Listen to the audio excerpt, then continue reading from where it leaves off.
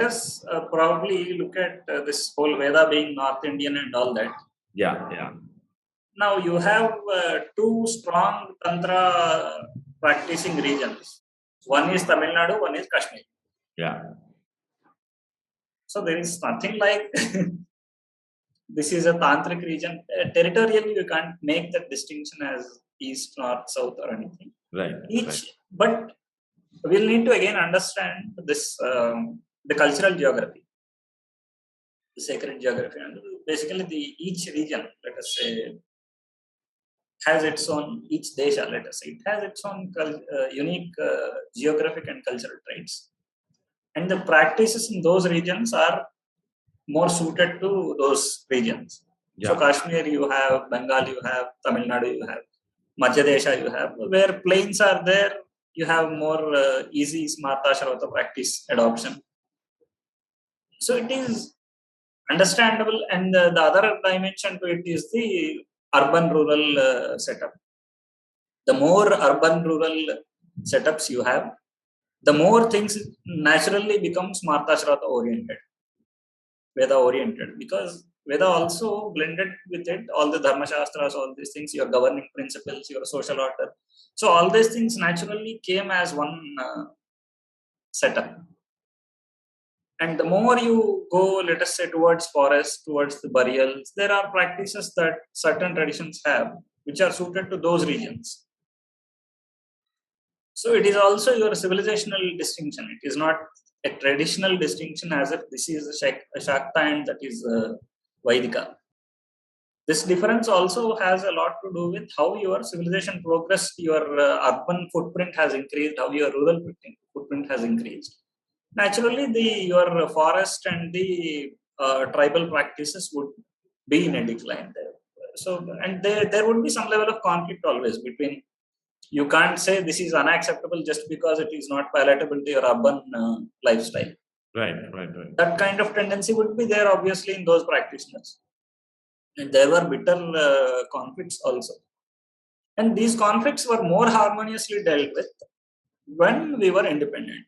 And these conflicts became quite problematic, and they became social stigmas and all these under the British. Yeah. Now there was a caste angle brought into it. There was this whole mutual untouchability. It was not actually one-sided untouchability. It was a mutual untouchability. Correct. So all these things came. I mean, let us not go into that whole social discrimination, all those problems. That's a different dimension. But in the context of traditions, this mutual untouchability developed. It also desirable or undesirable, probably a timely thing that happened was earlier. If you see, you could have a Shaiva, you could have a Vaishnava, you could have a Ganapatya. Every family member had his own Ishtadevata.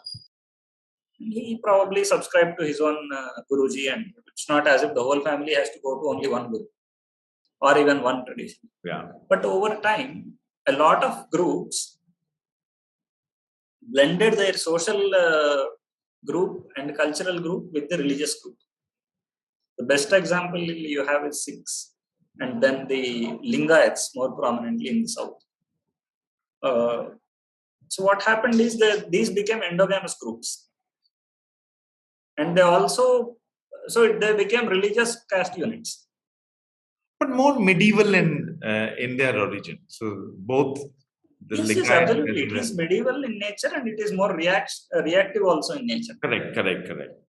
But these gave them certain level of cohesion. They saw some advantage in it, but this also defeats your original harmonious, diverse scheme where anybody practices anything. That kind of system kind of slowed down because timely these units had to generate more cohesion than more diversity.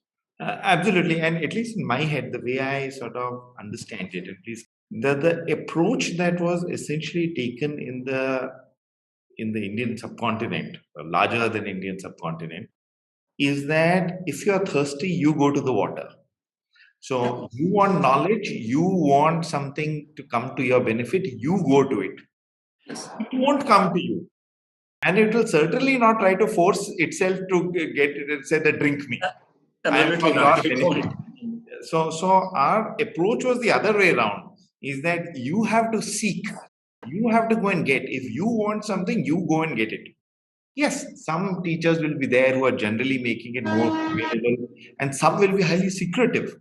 So you have to basically In fact, spend a lot of effort.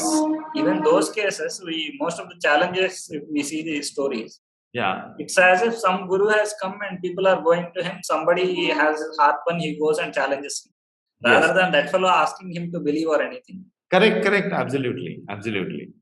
And so it is the reverse of what we actually see today. Is that here, as thirsty, you would go to the water, and it brought a completely different dimension to how, and which is, to my mind, we were never a society of tolerance. I mean, there was tolerances. If you have to, you don't like the You don't next guy, have you to have to tolerate tolerate that. They him. exist just as you exist. Correct. So it is, everybody is seeking something. Everybody wants something. If you don't want something, you just be. Nobody bothers with you as well. Yes, your Correct. parents might tell you do this, do this. You will seek as much as you want. You seek Yeah. wealth or knowledge, whatever you want. And so therefore this tension was non-existent in the old days in a theological religious sort of sense. It is probably, in those days, also a blend of science and religion. I mean, many things that we consider today as part of religion were probably science or mathematics from the ancient past. So I find it also immensely interesting, the Nastika schools. And in particular, I'll ask that question earlier, but the Nastikas will have, I mean, the oldest one is probably the Charvaka. I'm not sure if the Charvaka is mentioned in the Vedas, but the Ajivikas, and there are a few others. About the Jaina on this. Yeah. For Charvaka, as I understand, the preceptor for the Charvaka tradition is Brahaspati. Again, I may be wrong way, but my understanding it is Brahaspati. Yeah. And what is always, I've always pondered with this, is that Brahaspati is also the guru of the Devatas. No, that may not be the same guy. But it may not be the same Brahaspati. He may be from the same family, but not necessarily. Never But know, it is also such an old tradition, because right from the Ramayana, there is the description of the Charvakas. And the Charvakas, I understand it, completely reject the idea of dharma. They completely reject the idea of multiple lives, of karma, etc. So they function like how any of the Semitic faiths will function today. So more than Semitic, probably hedonist. Correct. So we have one life. Just maximize that life. Make what you want to make out of it. Yes. Make what you want to. And that was also, strangely, that was somehow, it had acceptability for the other darshanas, people who followed any of the other darshanas. The others, I don't even have so much of an understanding of the other Nastika traditions. But they are these Nastika traditions which say Vedas are bogus completely. They essentially, and I would say Jaina and Bauddha would probably be part of the Nastika tradition. Though some would say that Gautama Buddha's last teachers were Sankhya philosophers, or his last masters is Sankhya. So it's sort of a spin off from some sort of Sankhya tradition. But these rejected the idea of either a creator god. They didn't reject necessarily the idea of demi beings. So, for example, Buddhism has demi beings, has got all kinds of demi beings. Jainism has got, there is a Jaina Tantra and there's a Buddha Tantra. So it's also talking in terms of how some of these, it is dealing with aspects of existence of the universe, of dealing with beings of a certain kind. So let us say, take Bauddha. Why is Bauddha as an Astika? They have obviously not accepted Veda as the Pramana. Right. Rejection is a very strange thing. It's not a question of whether you see it as a valid knowledge or not. Buddha himself invokes Veda whenever he taunts Brahmins, right? You don't follow your Veda. That Right. But so he is not saying it is not valid knowledge. He is saying that it is not his axiomatic source. He will not depend on it to establish his hypothesis. Right. So Veda is an axiomatic source, right? Just like the Shruti, Mantra Bhaga of the Agamas and the entire Veda, in fact, is an axiomatic source. Axioms are used to establish your hypothesis in a formal structure. Yes. So there is Buddha, but Buddhism is clearly it is in the context of there is already the Vedic approach that is there, and so Buddha is sort of thinking through and working through it. The Jainas, on the other hand, many of them say that they are the oldest religion.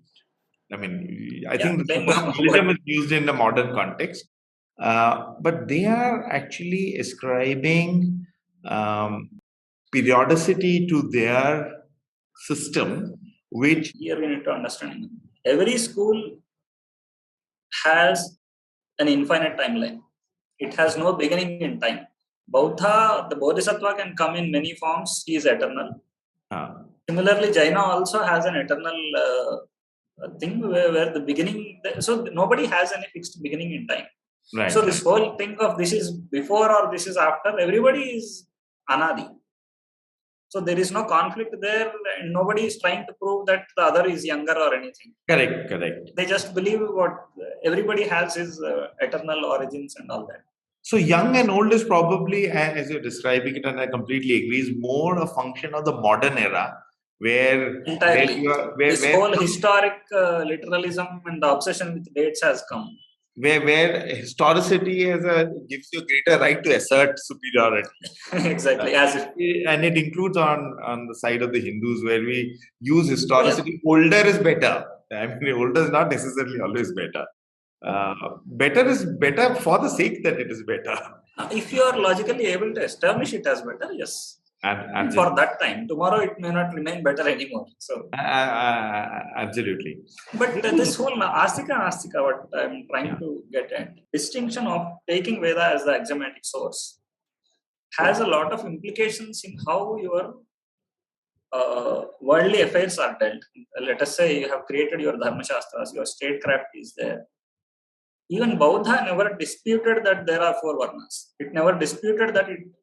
In fact, Buddha kings even wrote inscriptions that they will protect all the 4 Varnas. Yeah. They had no problem in the Varnashrama or anything. The problem they had was accepting that this is the axiomatic source. Because if you accept this as an axiomatic source, you have to accept Atma, you have to accept Brahman. There are a lot of philosophical implications which they are rejecting. Yeah. At the social level, they accept everything.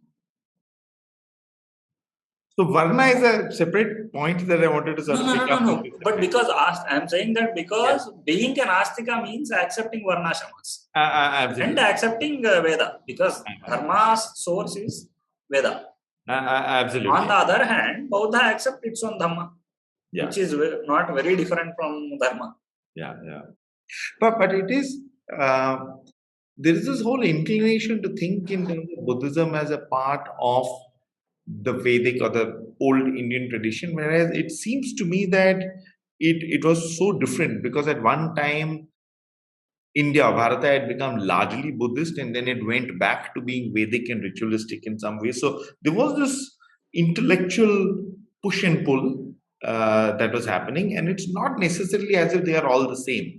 I mean, you've got a lot of political. No. It was not, because Buddha was not a common man religion at any time. It was predominantly elitist, and it thrived by converting the royal clan. Right. So its mode of expansion was through giving these deepsas to the royal clan members, all these things, getting those people to act, and then using their power to run their thing. I mean, the whole story of Ashoka's conversion is that only. So anyway, but as Buddha captured this space, that was okay at some point. It had appropriated a lot of Vedic tantric things. The Devatas were appropriated, the Tara, Indra, all these things. The concepts like Dhamma were appropriated. All this was okay at some point. But what happened was not, the problematic part was not the rise of Buddha. The problematic part was the corruption and fall of Buddha. Right. At its peak, once it started getting rotting at the core, then it became a very big baggage to handle. So that was when this whole dissolution and of that practice into the common Hindu core became very necessary. So the corruption of moral corruption, a lot of things happened at that time. So practitioners anyway were not spiritual practitioners. Those aramas became partly they were left empty, partly they were used for all secular purposes. So at that time, there was a need to dissolve it back. Because if it's corruption more than, as a tension between two parties or anything. So in fact, any good tradition comes with its need. It has to go when its need ends. If it overlives, it is a problem. So for Indian situation, what was required at that time, it was done. Now, but because Buddha had already appropriated, let us say, Indra and certain other devatas, now the Shrauta did not have enough vitality to reclaim all that. So they had made certain Puranic improvisations to bring down the prominence of Indra itself, rather than reclaiming that from the Buddha and reinstating that. So therefore, you see all the Shaiva, Vaishnava, all these rise post Buddha. And so, at least as I sort of have experienced it, a lot of the traditional, for lack of a better term, I'll use the term Hindus. A lot of the traditional, including the traditionally sort of strongly oriented Brahmins, etc., would sort of they would dismiss Buddhism. I mean, they would not talk of it with any degree of reverence. Whereas when you look at the Indian state, it talks about the Buddha with such great reverence. And it's a dichotomy that you can sort of see very clearly, particularly when you look at the sort of the. It's a logical consequence. The Indian state hates Hinduism, therefore it will revere everything that are problematic for Hindus. Right. So it will posit communism, it will posit socialism, it will posit Buddhism, anything except Vedic Tantric traditions. Right. It's not necessarily just limited to diversity. It is, I think the underpinning is that it is meant for the individual or a small family to seek what they want. It is not tolerance oriented, it was not peace oriented, it is just this is what I want. I find but it was harmonious. If you look at the bloody history of Europe or Middle East, obviously your Indian religious progress has been phenomenally harmonious and peaceful. Now we can't deny that, but yes, that does not mean there were absolutely no conflicts, and it is all severe conflicts. I mean, nobody has had something like the Mahabharata. Exactly. In Europe or in America. So exactly. It's not so we and part of our existence was a martial existence. I mean, we were not a timid people. So this timidity that is being thrust upon is that you are the land of the Buddhas, you should be non-violent, is I would think is alien. Our character is not alien. Actually, you see this tension in the past also, where Buddhas had actually weakened the state, and the Shungas, let us say, after Ashoka, Shungas had reinstated the martial culture to an extent to bring back the vitality. So the loss of vitality or the loss of military culture probably was, in fact, it's not as if Ashoka was a peaceful guy. He had engaged in bitter wars himself. Yeah. And not before conversion. He fought the Kalinga War as a Buddha, not pre-conversion. So all that is there. But the military culture always existed. That was how we were able to defend the invasions. Otherwise, it would have been impossible to defend any invasion of the magnitude that we have seen. But the good part is your martial culture never disrupted the peace of society. Correct. Which is one phenomenal thing within India, which you don't see anywhere else again. Absolutely. And the underlying essence of, I mean, you see it so visibly. All our gods are armed. Yes. So we don't have gods carrying only flowers. So there are forms, but I mean, there is nothing like it is an ayudha, not necessarily a weapon. But yes, I see what you are saying. Devatas are protectors, they are armed. Yeah. There is this question that comes up very often is that the Asuras are often Shaivite, and I know that it's not always true, but Asuras follow a Shaivite tradition, and the Devas are Vaishnavite by and large. It's not to say that the Devas don't revere Shiva, but the Asuras are more Shaivite, the Devas are more, which is why Vishnu intervenes every time to put down the devotees of Shiva. And since part of me comes from Kerala, it always rankles to me that you have a king, you have a righteous king. Even our tradition sees him as righteous. I don't know in what nature is adharmic other than displacing Indra, but Mahabali, who is sort of put down by the Vamana Avatara. And Vamana is also impressed sufficiently enough to give him a boon in return. But there seems to be this distinction where the asuras, the bad asuras, the bad guys are always Shiva worshippers. So even a Prahlada as an asura is a Vishnu worshipper is never a bad guy. But the bad guys, the interesting thing is none of the bad guys are ever atheists. They are all Shiva worshippers at all time, and sometimes they invoke the Devi as well. They almost never invoke Vishnu or any of the Vishnu avatars. And the question is this reflective of anything? But is it informing us of something that was happening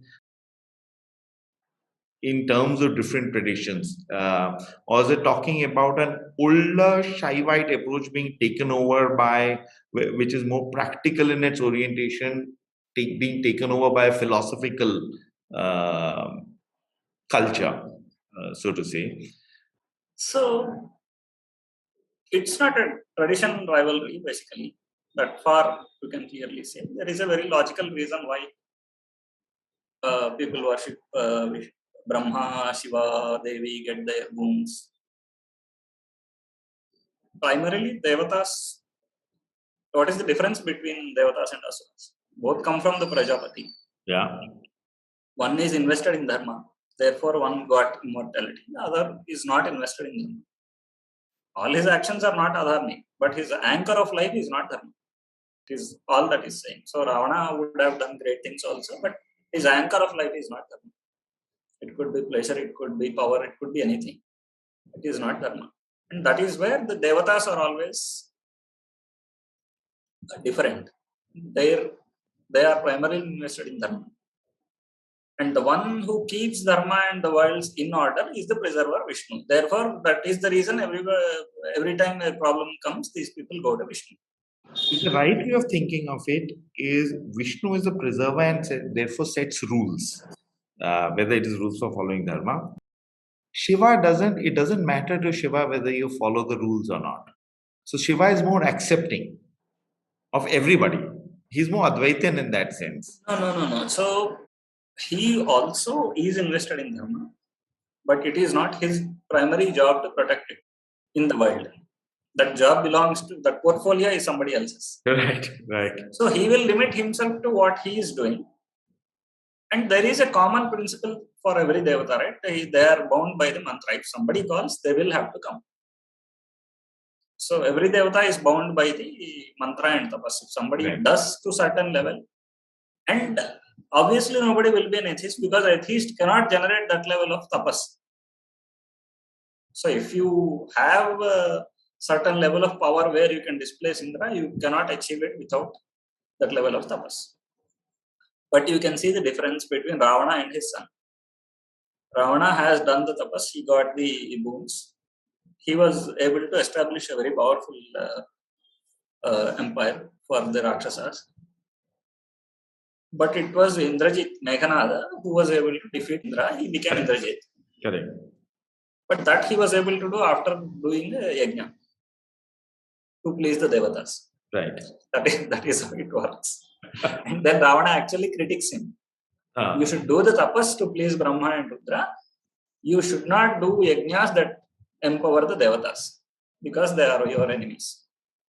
But this guy actually does it and he demonstrates that is how you can even defeat them. So Indra was not defeated by Ravana, he was defeated by Indrajit after he was able to do the yajnas. Yeah. So, and again, eventually the Asuras stake a claim towards the Havis. Whatever yajnas are done, the yajna Havis, they receive all those things. That is there. But this is the reason you see the Asuras worshipping Shiva and Devi. Is the character of Mahabali. Bali, so festival even today celebrated with great yes. Bali is celebrated as a virtuous man. Yeah. And Uh, therefore, why would, I mean, so it's always, and it seems Vamana intervenes to protect Indra's seat against a righteous king who's put down, and his coming back is even today celebrated as a major festival in Kerala. So it seems a bit, I mean, it's unclear, or maybe there is no answer immediately. It's a bit unclear as to why that. it is not difficult to see because there is a Bali. He is personally virtuous. He has done the yajnas, given danas, everything. But ultimately, he has a rivalry with Indra. And Indra is the protector of Dharma in the world. So if you have assaulted Devatas, you are eventually assaulting Dharma also in a way. That is one level of answer.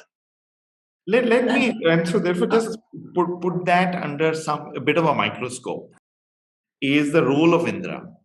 Because Indra has also committed lots of unspeakable things. Whether it is trying to seduce another man's wife, or it is trying to interfere with somebody's tapasya, all kinds of things that are not very charitable. He obviously is not as much of an adherent to dharma as very often thought of. And so therefore, the intervention in favor of Indra, who obviously... See, Indra is not a human. Rama was born, Vishnu was born as Rama. Yeah. He lived by dharma. Yeah. He protected dharma, and he also practiced it as a human. And Devatas are not going to have the same code of conduct as humans. Right. So whatever Indra does is within his code of conduct. Let us say he has come to test or violate some woman or whatever. All this can be easily put into context where if somebody takes claim to a higher world, you should also have that level of resilience in your being. Otherwise, you are just not qualifying to scale up. So this is also one of the explanations Indra himself gives in the Veda for people who ask, why are you doing all these things? So it's not as if he is trying to corrupt you. But unless you qualify by demonstrating your incorruptibility, you can't qualify for the higher world. Otherwise, you are just like any other mortal qualifying for the normal common man's life. So therefore, again, going back to the Mahabali example, is just the intervention of Vamana. It doesn't seem, if it's a righteous king, why should Vamana intervene? Has always been not necessarily. Yeah, that's what. So one is he is actually going directly having a rivalry with the Devatas, right, who are supposed to be the protectors of Dharma in the world. And then Bali being virtuous does not mean the Asuras are virtuous. His generals are there, soldiers are there, his battalions are there. They are just going around rampaging. Right. It's not as if Bali being there has suddenly started saving the world from Rakshasas, right? They are still, now he has only empowered the rogues. So he still has to be eliminated, even if he is virtuous person or anything. Right. So logically, you can see why he has to be removed. But at the same time, he being virtuous, he should not be penalized for what everybody has done. So he is reinstated with honor, and he is given immortality, what no other Rakshasa would receive. Right. So he is also receiving all the good things that he would because of being virtuous. Then there are two other touch points just before we conclude. And is one, there is the character of Parshurama. And then I come from Parshurama Kshetra. Both my parents come from there. So held in high reverence, we actually call our land also Parshurama Kshetra.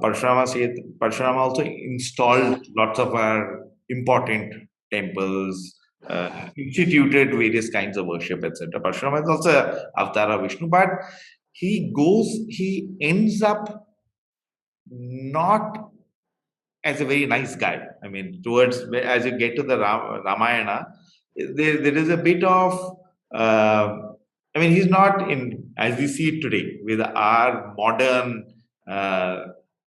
sort of code of ethics. you'll say, all right, he's not such a nice guy. He's doing things, and Rama also pushes back against him, and then he retreats. There is that one element to Parshurama, and it's another matter where one king does wrong to you and you clean out 21 generations of his tribe. Or when the tribe, it is all the Kshatriyas. It's not just some innocent Kshatriyas also wiped out.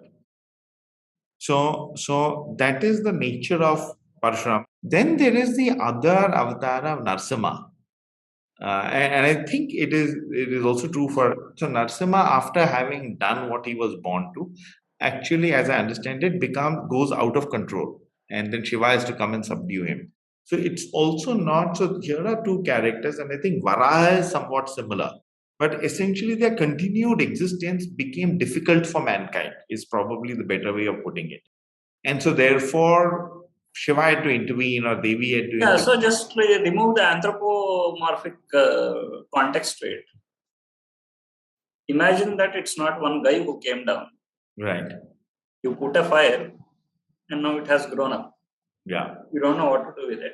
Eventually it has to. So it's basically, it's a power that is involved. It has come down. It won't stop when you want it to stop, right? It has its potential to destroy once it is unleashed for a destructive purpose. And that has happened. And eventually the correction has to happen. Of course, it is divine, and it will ensure that eventually all that is overdone has some context to it and all that. I mean, leave that philosophical causation aside, but even in a normal terrestrial logic, you have unleashed the power, it will do it. It will not stop at our wish. It will stop at its own. Its potential has to exhaust. So there will definitely be overdoing in everything. For what Duryodhana had done, the full 18 Akshauhinis had to be wiped out. Because it was not one guy's wrong or right or anything. It is your civilization morality has hit a rock bottom, and you needed a whole wipeout of the whole ruling group. And then you reinstate it with the righteous guys, the right guys, and then rebuild from there. Right. Which is what we see with Parashurama also. Parashurama's overdoing or whatever is most easily relatable to Mahabharata. Innocent or otherwise, things had gone rogue. I mean, in fact, the kings had gone rogue. You have to replace them. You have to get a fresh breed of ruling class. And in fact, he has given it back to Kshatriyas only, right? It's not as if he has replaced them with Brahmanas or Shudras or anybody. It was eventually given back to them. So that breed had to be replaced from a rogue. And it will obviously involve all that, overdoing. There will be innocents losing life. All that will happen in every war. Mahabharata war had seen deaths of so many innocents. Now, karmically, whether they deserve it or not, you have to go into each guy's life and see how death came now and how he would see the next life and previous life, all those things. But whether that is justified, whether that will even out karmically or not, if you believe in karma theory, yes. That eventually for every individual, it would even out in some way or the other.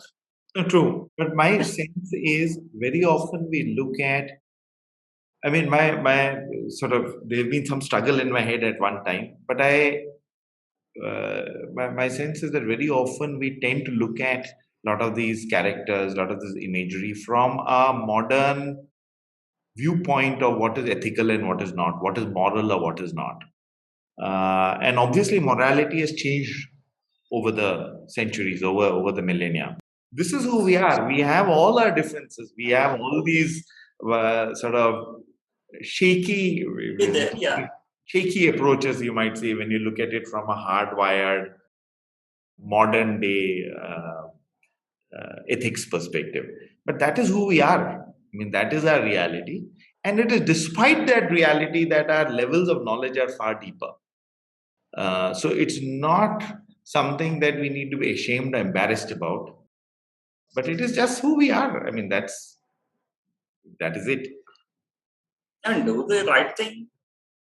What you define as right, what your intrinsic nature is, that is what is going to sustain forever. Yeah. You try to be something that you are not, you can't sustain it. Yeah. So There seems to be in public discourse, and I'm talking about all kinds of people, not necessarily just the leftists. When we start talking in terms of Hinduism, the reference points are normally in the north. I find it, I mean, I receive it very poorly as a South Indian. All your reference points you give from the north. So north, south, yeah, there is. Is there a difference? Yes, there is a Uttarapatha, there is a Dakshinapatha. But what exactly is the difference? Do we have integration themes across? Yes.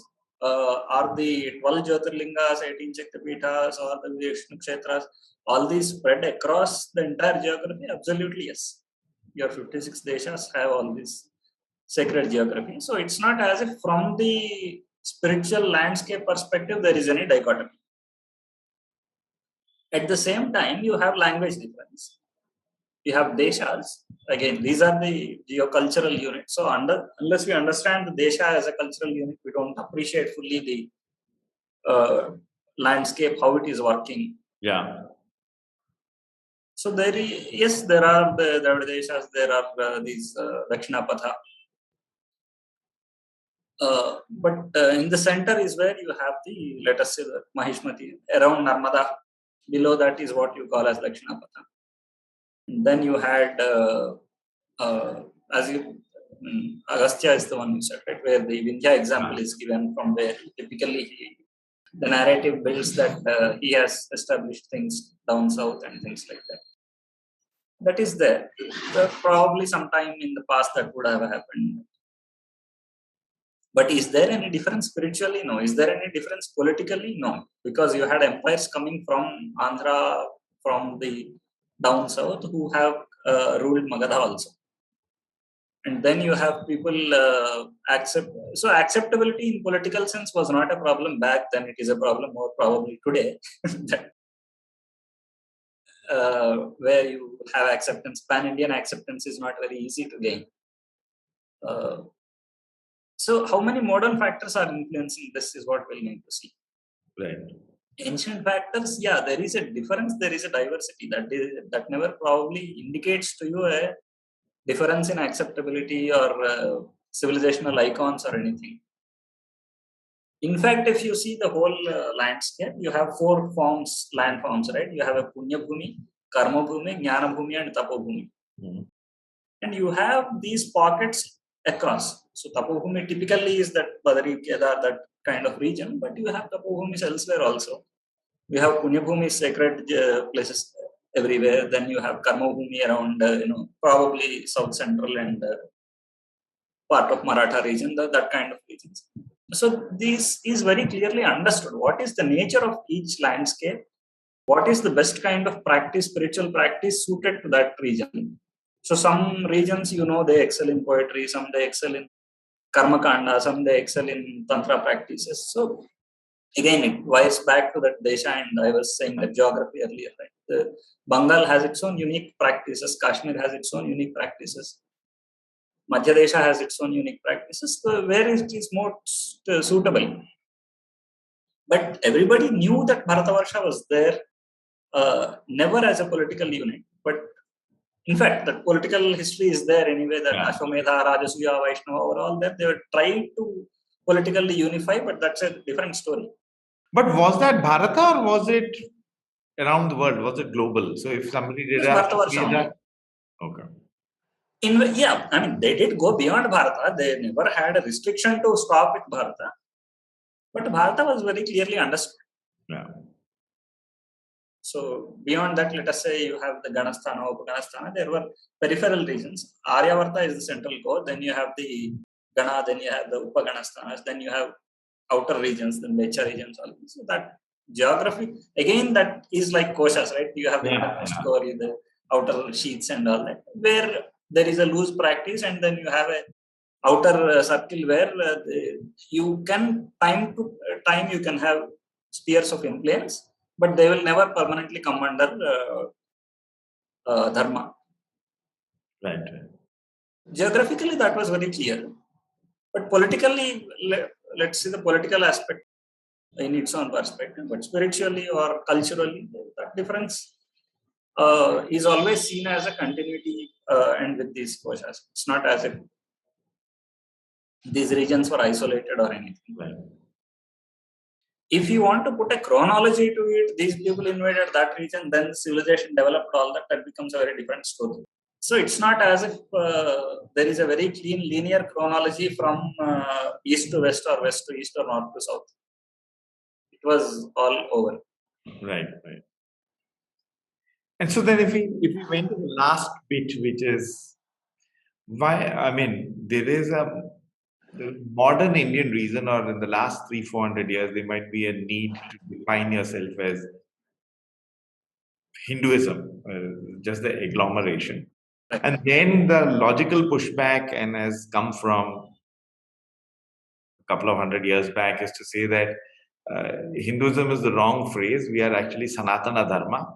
So, I mean, it's a eternal Dharma following traditions. The question that I've always had is, I mean, when we try and use nomenclature, we are responding to an external narrative that has nomenclature. And therefore, we feel compelled to respond to it with nomenclature. But if we want to say that the external narrative is uncalled for and it is misplaced, would it not be more appropriate to say that I actually refuse to give nomenclature to what I do and who I am? Yeah, but can who I am? You may not like it, but can you wish it away is the question. And that is the struggle. Yes, you're right. Hindavi Swaraj, Haindava, and this nomenclature had to be done because you could not clearly geographically demarcate the insider and outsider. Yeah. There was an outsider within the territory, so you had to do a terminology around Haindava. Yeah. And then identify who is not a Hindu. Yeah. So it's a practical necessity more than anything else. And practical needs need to be met in a practical way. You don't need to give a very accurate theoretical definition for what a Hindu means. Yeah. Nobody would really care. Yeah. All that is required is you are able to differentiate the three M's from this. The insider and outsider, a broad understanding. I think at a hunch level, everybody understands the difference.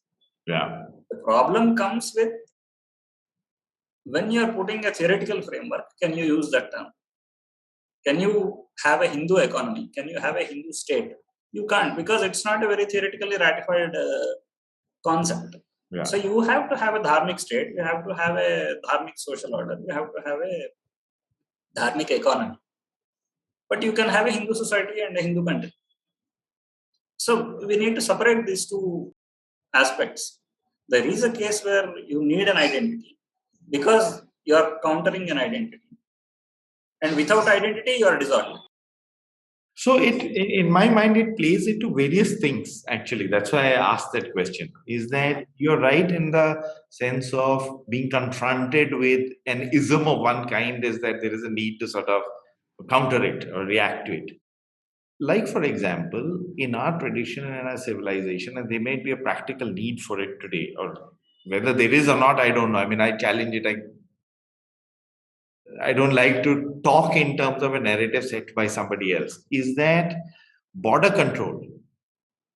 When you talk about it's not a question of narrative. You have the Abrahamics have an insider outsider very clear definition of believer non-believer. That is the reality. So you will be treated as certain. So that is their narrative. Good for them. Let them live with it. No. They are dealing with you. How are you dealing with them is my question. So correct. So that is their narrative. Here is what I would flag. As I see it, border control or passport control is probably an outcome of imperialism in the last few hundred years. So the imperialist power sucked away the wealth. And so if we look at border control, yes, you had to have papers, I guess, in ancient times to say that I come from this desha, etc. But there was no restriction. There was no restriction on migration. And as I understand it, Indian kings, yes, they ruled a territory, but it was more important for them to win the trust of the people, because the people would farm the land and would use the land and generate wealth. But geographical outsiders were carefully allowed. Let us say Desha to Desha, Madhya Desha to Uttara Desha maybe was quite easy. But if you are coming from, let us say, Sindh or somewhere, it would be very difficult to enter a UP region. So it's not as straight. So, but how, on what basis did they make this distinction? My sense is, and I think, is that these modern boundaries that have come into existence, because the ancient past would happen is, if a king was unjust, villages would just move to a more just kingdom, and they would be welcomed over there. In that context, when we accept hard nationalism as imposed by the British on India, we are still playing their game, because they gave a game to us and we So this becomes a big topic. Nationalism is a very, it gets into a different sphere. But do you have a geopolitical boundary, and do you honor it, and what would be the terms to honor it is probably what we can deal with. So my question therefore is, should we accept that geopolitical boundary as defined by the British at one time? Because some of our disputes with our neighbors, particularly, let's say a country like Bangladesh, which as a state is willing to be partners with you, but there are inherent problems that exist in terms of migration, in terms of how minority communities are treated over there by their population, not necessarily by their state.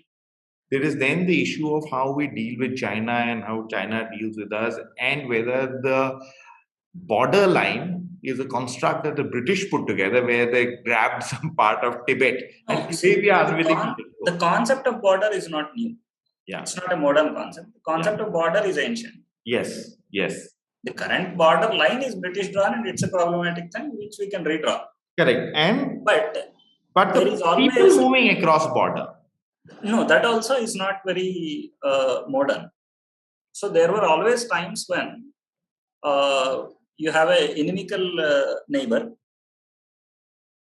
Incoming and outgoing is very suspicious. It was not as smooth as travel between friendly deshas, friendly rajas. Unfriendly rajas always had a tension. There were spies around. There was very careful scrutiny on who is coming, who is allowed in, who is not allowed. So this is a natural dynamic that is valid at all times. And it was valid not just in this subcontinent. It was valid between Rome and Greece, between Carthage, everywhere it was true. That is going to be a universal phenomenon even in the future. So I do accept that there were those borders because kings ruled to a certain territory. What I'm not as sure of, and it's not a challenge, it's just that I'm not sure it is there, the data is there, is that people were prevented, they may have been watched, but were they prevented from migrating from one place to the other? So we had so many... That is purely to the discretion of the king. Right. So if he wants, he would allow. If he does not want, he would not allow. Right. Absolutely. So it was not a universal rule that we have now come to accept. That yes, border control, put in border control, so we must, each one of our kings must... situational necessity, and you have to deal with it as it comes. Right. And according, on your own terms, of course. Right. And so therefore it is, so when I think in terms of the hardwiring of the term Hindu, it has this implication for some of these things. It won't, that's what. So if you have a Rajya, it would be a Dharmic Rajya. It would not be a Hindu Rajya. Yeah. So those contexts where you need a very clear theoretical definition, you can't use the term Hindu. You have to use the appropriate term. Right. And that solves the problem. In a common social angle where you are separating a Hindu from a non-Hindu, that works okay. I mean, it's a very practical distinction, and that's good enough. Correct. So I think debate happens more in terms of, for us in modern India. Let us say you are defining a Hindu Rashtra. It is a very difficult thing to define because there is neither Hindu. So I'm talking in terms of a comment that might come. I'm not saying from whom or where, but let's say that everybody, which I am more subscribed to, is that whoever lives in India or Bharata is a Hindu, and therefore it's a geographical description. So regardless of what god you follow, you are... It was. Yeah. Today it's not anymore a geographic description. So it has become like that. But we do find comments that come from various leaders at different times saying Muslims in India are also Hindus. I think I completely agree with that. Because You can't, because what happens to a practicing Vaishnava in US? That fellow is a Hindu. correct. So it's no more geographic anymore. Correct. And that's absolutely right. So when you go to a far-flung place like Bali, they'll say, "Oh, you are a Hindu." So it has got this religious element to it. And in my head, I have always debated, yes, it does have the modern religious element to it. And it is cast like this because for the last few hundreds of years, this is how the world has developed. But if we want the world to come out of that whole imperialistic framework that has been put, whether we should continue to accept it as a reality or we should start pushing against it. Maybe initially as an intellectual thought rather than saying make it practical. Yeah, but it has a practical benefit in it. So that's where we'll need to separate our formal systems from these practicing aspects. Now, Indonesia is there, US is there, UK is there, you are going to spread there. Yeah. Now, what term you want to give it is one aspect. Whatever word you give it, it's going to be one word which is going to be very nebulous. It will never have a clear theoretical definition. Yeah. So there is no harm with this word or that word. The problem comes if you are using that term for creating formal systems, which we can't. I think that's a very valid point. I think just as you said, creating a formal system around that word is probably where the challenge lies. Exactly. In itself, it is not so much of a problem. Because even in the law, it is defined in an exclusive. I mean, it says if you're not a Christian, you're not it's a Muslim. It's a nebulous definition, right? I mean, everybody else is a Hindu. Exactly. That's okay. We can live with that. Yeah. Maybe. So I think, the practical benefit part that I was coming to was the nation is one aspect. Anyway, I understand, I agree with you in that you can challenge the Western concept of nation state more so. Yeah. And that's one of the primary focus I have in my Dharmarajya talk is that it's a matter of time in the coming decades. The East is going to come up with challenging concepts, counter concepts about how the Oriental notion of geopolity works. Rajya, whatever definitions it's probably they are going to come about those theoretical frameworks. Nation state is going to be challenged, is what I feel, because that one nation, one culture, one language, that's not the setup in which the Orientals work. Yeah.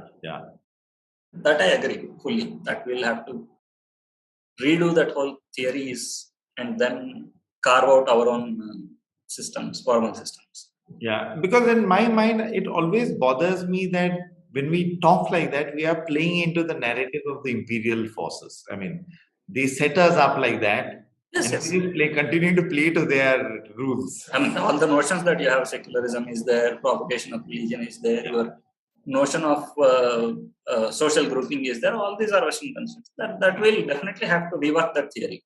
Yeah. That I fully agree.